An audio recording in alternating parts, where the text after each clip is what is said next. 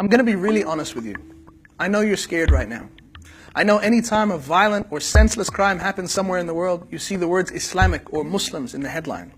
I know it sounds like Islam is the problem, but we have to ask ourselves, is Islam really the root cause of all these fears? Is Islam actually to blame for what's going on in the world? Well, let's figure it out together. Let's start with Omar Mateen, the man who was responsible for the Orlando shootings.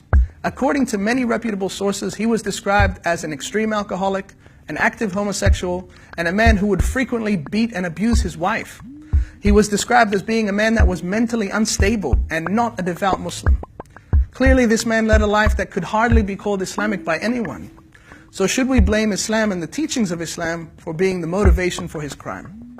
And let's look at Mohammed Boulel, who drove a truck through a sea of innocent people in France, killing over 80 people. He was also an alcoholic and a frequent drug user. His father said about him that he doesn't pray and doesn't fast and has no connection with any of these things. French police also said that he was known for his petty crimes. In fact, the very first person to be run down in Nice was a Muslim.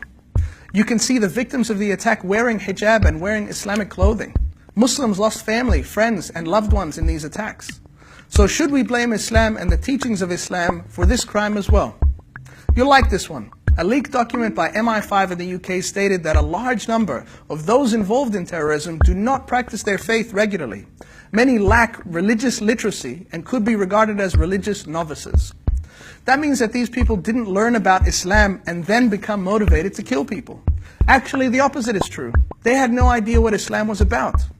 What's also important to note is that regardless of all of the above, the mere fact that a man would kill innocent people is enough evidence that a person is not religious. For the killing of innocent people in Islam is one of the gravest sins that a human being can commit, something condemned over and over again in the Quran and Islamic doctrine.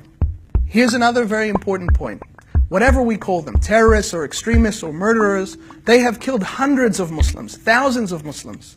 Let's not forget the attacks that have taken place in Iraq, in Turkey, in Syria, and maybe most critically, at the mosque of the Prophet Muhammad, peace be upon him, in Medina, in Saudi Arabia, just meters from where he's buried.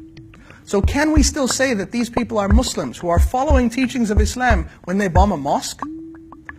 Compare those lives to the lives of Abdul Sattar Idhi, who helped the needy for 60 years and ran the world's largest ambulance service. Or Muhammad Ali, who refused to go to war because he didn't want to kill innocent people.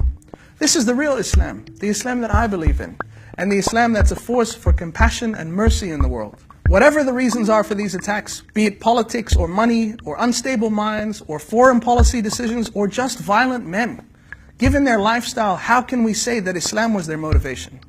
And lastly, a sincere message to anyone who's watching this. The world feels like a crazy place right now. If you want to know about Islam, go and find out. Go to your local mosque, have a conversation, chat to a Muslim co-worker. This is an opportunity for all of us globally to come together and face the things that threaten all of us. It's not Islam that you need to be afraid of.